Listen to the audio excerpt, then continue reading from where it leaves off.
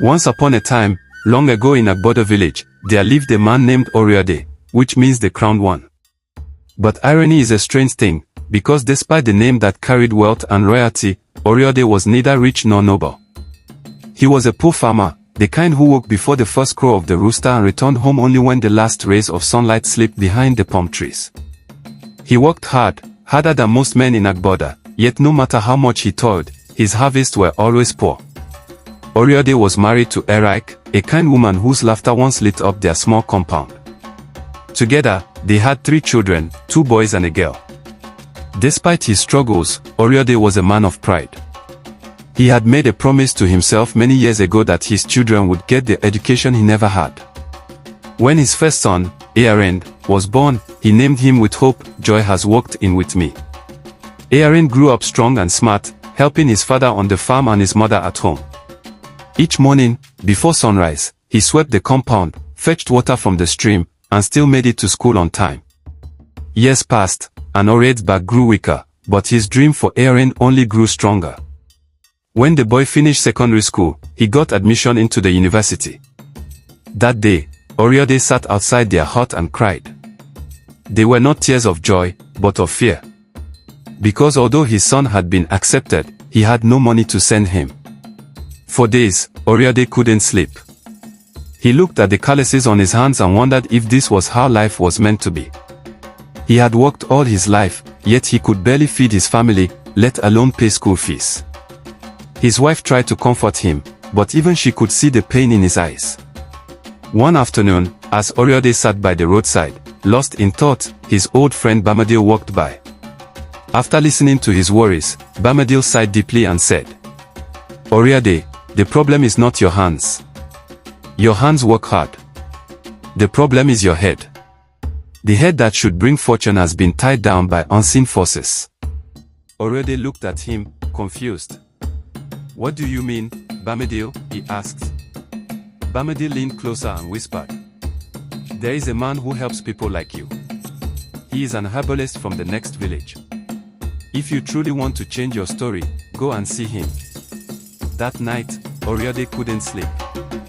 The words of his friend echoed in his head, "If you want to change your story." At dawn, before his wife could wake up, Oriode took the narrow path through the forest and began the long journey to the next village. The road was quiet, except for the sound of birds and his own anxious heartbeat. When he finally reached the herbalist's shrine, the air was thick with the smell of burnt herbs. Strange symbols marked the walls, and in the center sat an old man with white chalk on his forehead and a small wooden staff in his hand. Oriode knelt before him and explained everything, his suffering, his poverty, his son's future. The herbalist listened quietly, then spoke in a slow, deep voice. "Oriode," he said, "wealth is not free. If you truly want to rise from poverty, you must be ready to give something in return. The gods do not bless an empty hand." Oriede's heart raced. "What must I do?" he asked. The herbalist looked up at him, eyes dark as night. "You will take in a man, a blind beggar. He will live with you. Feed him, clothe him, and every month, take out of the money he receives from begging. Bring it to me as an offering to the gods. Then your fortune will change." Oriode stared at the man in silence. He had never imagined such a thing. A beggar, living in his house. But the thought of his son losing that admission, of his family remaining in hunger forever, it was too much to bear. So he nodded slowly. He would do it. And that was the beginning of everything that would change the destiny of Oriode and his bloodline forever. Days after visiting the herbalist, Oriode returned to Agbodo village a changed man. He no longer looked defeated, there was a strange fire in his eyes, the fire of desperate hope. For days, he searched around the nearby towns, asking for a blind beggar. Some people mocked him, others ignored him. Until one afternoon, in the bustling market square of Odo, he saw him. An old man, blind in both eyes, sat by the dusty roadside, a broken calabash on his lap. His name was Odibegda, frail, with grey hair like the ashes of a dying fire, and hands that trembled as he reached out to beg. Oriode watched him for a long time before approaching. He knelt beside the beggar and said quietly, "Boba, will you come and live with me?" you will eat good food, sleep under a roof, and rest your bones. The beggar turned his empty eyes toward the sound of his voice and smiled faintly. If you will have me, my son, I will come. That evening, Oriode led Odi Begda home. His wife, Ariel, was shocked when she saw them. Who is this man? She asked. Oriode replied, he is a poor soul with no one. He will stay with us. Ariel didn't like it, but she said nothing more. The next morning, Oriode prepared a small bag of the coins Odi Begda had begged, and went back to the herbalist shrine. The air was heavy again with smoke and strange incense. The herbalist took the money, placed it in a wooden bowl, and muttered incantations. Then he said, the gods have heard you. From today, your hands will find wealth where there was nothing. Your soil will bear fruit, and your barns will overflow. But remember this, Oriode, the beggar must continue to go out every day. His bowl must never be empty. If he stops, your blessing stops. Oriode nodded obediently. He returned home, full of strange hope. Days turned into weeks. Weeks into months. And soon, it began, his fortunes changed. His yam fields began to flourish. His palm trees yielded more wine than ever before. Even the buyers who once cheated him now paid double. Money began to flow, and for the first time, laughter returned to the Oriode household. He paid Aaron's university fees, bought new clothes for his children, and even repaired the leaking roof of their hut. Everyone in Agboda village began to whisper, "Oh, Oriode is a blessed man now. Whatever charm he used must be strong."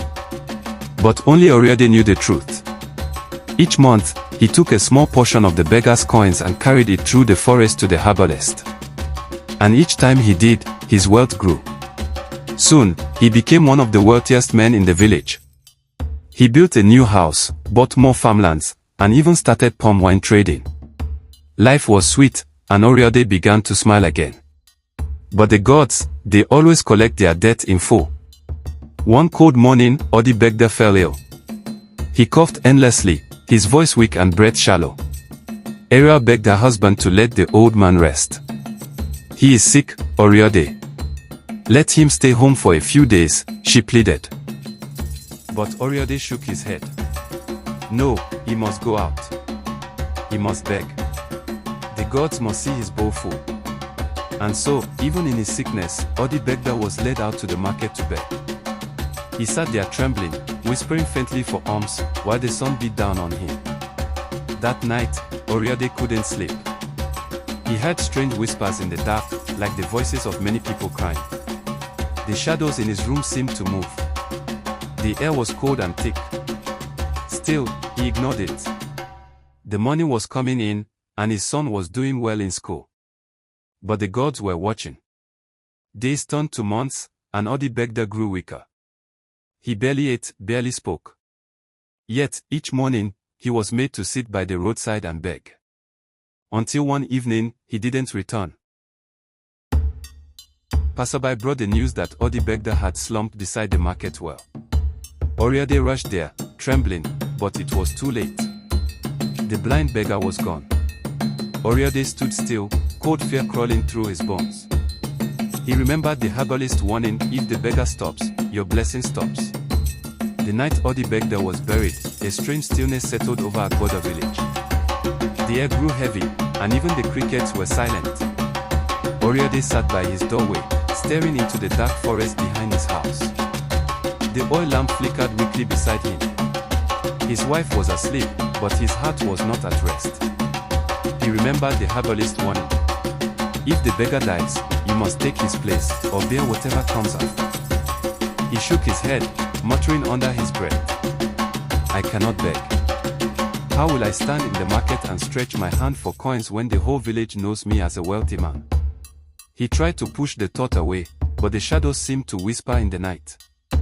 Days turned to weeks, and Oriode began to feel a heaviness in his body. He would wake up tired, his eyes sunken, his strength fading. The crops no longer grew well, his wine turned sour, and strange accidents began to happen around his home. Then one day, a messenger arrived from the university. His son, Aaron, was coming home. When Aaron arrived, He was filled with pride and excitement. His father had given him everything, a chance at a better life. But as he sat in the compound, he noticed the blind beggar's empty mat by the wall. "Papa," he asked, "who was the old man that used to live here?" "The blind one.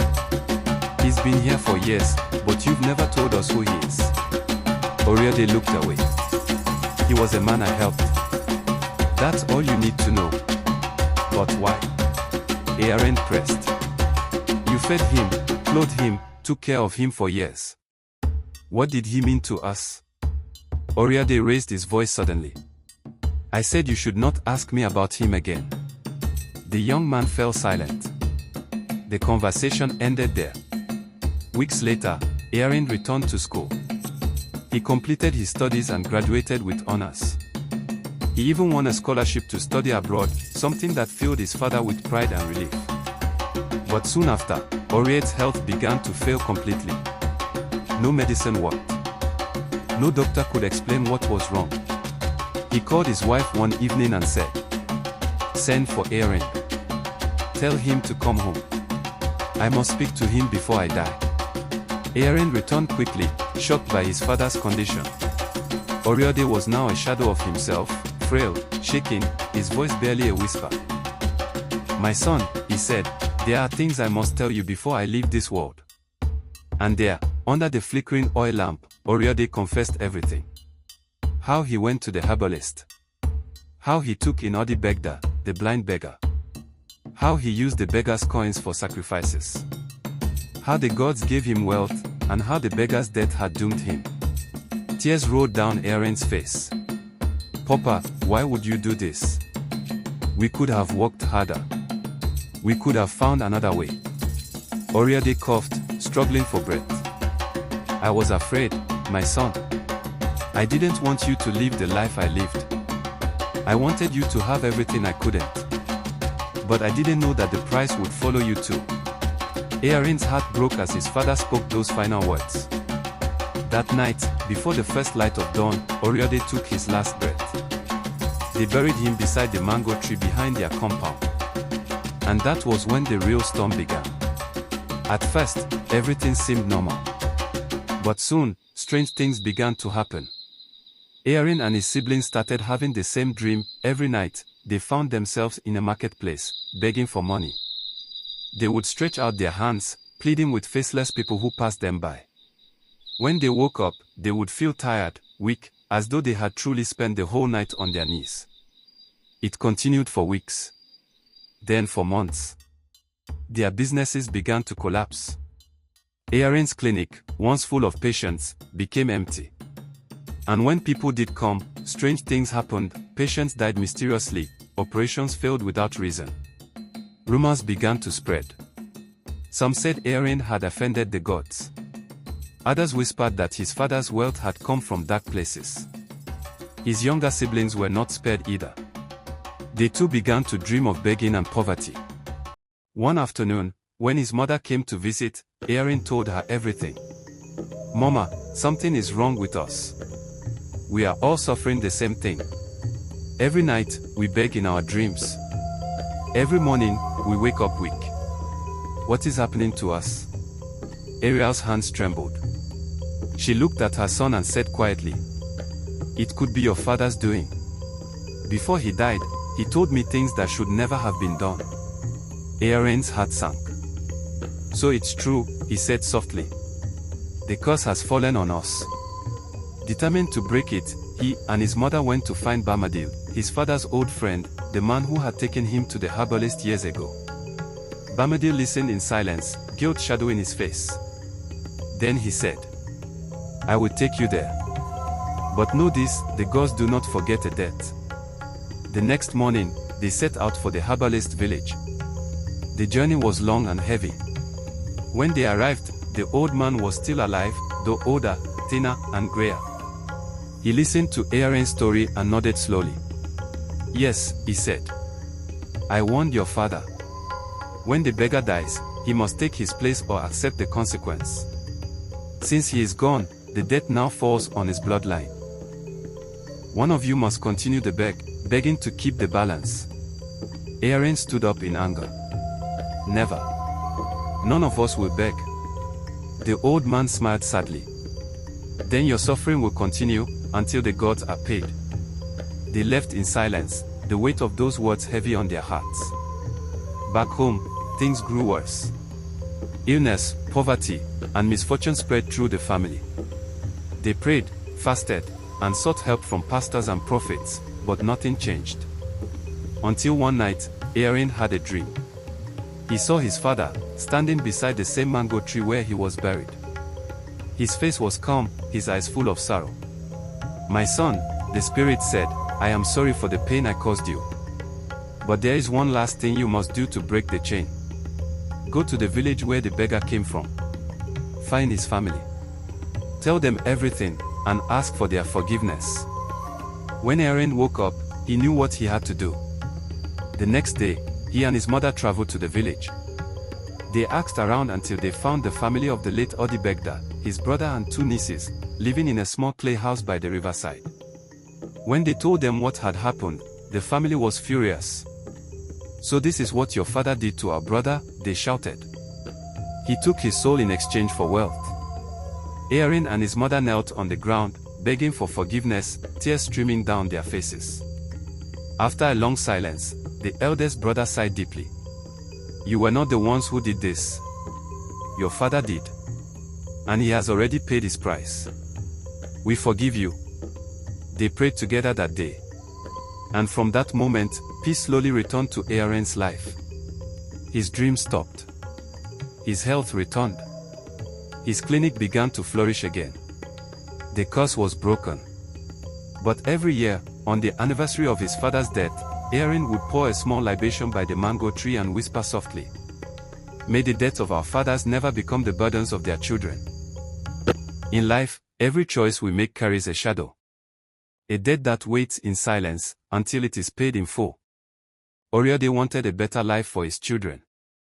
He dreamed of education, success, and respect. But in his desperation, he forgot one truth. The gods do not give without taking something in return. Many times, it is not our enemies that destroy us, but the choices we make out of fear. Fear of poverty. Fear of shame. Fear of being forgotten. And so, Oriode traded his peace for wealth. And the price was passed down to his children. Yet, even in the darkest of deaths, there is a path to redemption. Forgiveness is a key that can break even the oldest curse. When Aaron knelt before the family of the blind beggar, he did not only free himself, he freed his bloodline. Because the gods may remember promises, but they also honor truth, repentance, and humility. So when you walk the earth, remember this. Wealth gained through deceit will not stay. Peace bought with another man's pain will never rest.